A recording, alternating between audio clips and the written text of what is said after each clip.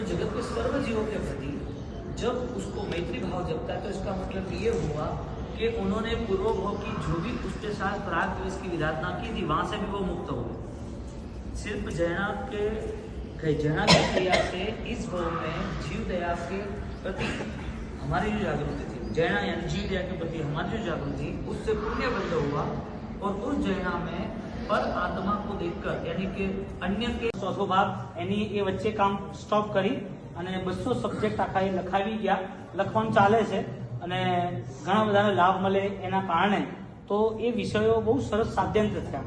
તો હજી પૂરું થઈ જાય તો એમાં આ બંનેની પકડ જ, કારણ કે તો એકાક્ષરી પૂરો થઈ ગયો હતો અભિધાન ચિંતામણી નામમાલા, એટલે 1.5 લાખ શબ્દ તો મોઢે આખા એક સતાધાન કરી લઈએ તો પ્રત્યક્ષ માંથી રજા લઈએ પછી જે સતાધારની ક્વોલિટી છે એ તો મેન્ટેન કરવી પડે છે। અને હું અનમની વાત કરું, હવે તમારી સતાધારની વાત તો સમજવી પડે, આ તમારે બધાને સમજાવવું પડશે પછી આજે। હા, આગળ હજી તમે આયા છો શાંતિથી, અમે અહીંયા જ છીએ, અમે 5 વર્ષ સુધી બધું તમારી જોડે નહીં તો ખજાનો લેવાનો છે। હા, પવિત્ર મહારાજ બરોબર ને, ખજાનો લેવાનો છે। પછી આખું વ્યાકરણ ટીકા સાથે ત્યાં અક્ષય પંડિતજી હતા, સુરતના કોરમ રોકાય, આખું વ્યાકરણ ટીકા સાથે ફાઇનલી આખું વ્યાકરણ જ્યાં સુધી ના થાય ત્યાં સુધી 2 દ્રવ્ય દાળ અને રોટલી એકાસમાં સાથે એ 7 મહિનામાં પૂરું થયું અને એના બધા સ્ટેટમેન્ટો થયા જે રાઇઝિંગ કોર્સ આખો, અને આજે રાઇઝિંગ કોર્સનું સારું કામ મૂળ વિષયો થઈ જાય મેઇન વાતે બને ત્યાં સુધી 95% પંડિતોની જરૂર નથી કોઈ પણ, ખાલી એમને કોમ્પ્યુટરમાં લેવું કરવું સેટ કરવું, બાકી બધા પદાર્થો આપણે કરવા અને બહુ સરસ આરાધના, આવું બધું કશું હોતું જ નથી। આ તો બધું આપણું બધું ચાલ્યા કરે, આવું કઈ નથી। હવે આમાં કોઈ વ્યક્તિ પત્રકાર એવું કીધું કે લગભગ છેલ્લા 6 મહિનાથી મને ડર ઘટી ગયો છે। મને તો શું ડર લાગે, ડર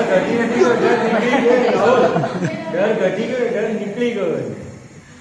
મને તો શું લાગે રિક્ષા લઈ લાગે। હું તો એક વસ્તુ કહી, બહુ વર્ષો પહેલા રોમિલભાઈ એક જબરજસ્ત વસ્તુ કીધી છે, જ્યાં સુધી છે મારા મનમાં બરાબર બેઠેલી છે। એક જગ્યાએ છે ને કોઈ એન્જિનિયર લોકો હતા અને એમને એક નાનકડો વાયર ત્યાં પાસ કરવો હતો, તો પાસ થતો નતો, વાયર નીકળતો નતો। પછી એ લોકોએ બુદ્ધિ એવી વાપરી કે પાઇપ મૂકી અને ઉંદેડાની પૂંછડી પાછળ વાયરની ગાંઠ બાંધી દીધી અને ઉંદેડાને પાઇપમાં નાખી દીધો, અને એ રીતે છે ને પાઇપમાંથી એ વાયર નીકળી ગયો છે, વાયર પાઇપમાંથી નીકળતો નતો। એટલે એમનું એક્ઝામ્પલ એવું હતું કે આપણે આપણું જીવન સુધારવું હોય તો આપણે સદગુરુની પાછળ આપણી ગાંઠ બાંધી દેવાની, એટલે આપણો બેડો પાર।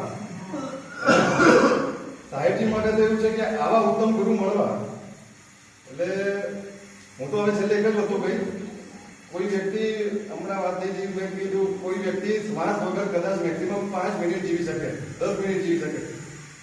હું 2 વર્ષ થઈ ગયો છું, કારણ કે 2 વર્ષ પછી આજે મેં સાહેબને જોયા છે।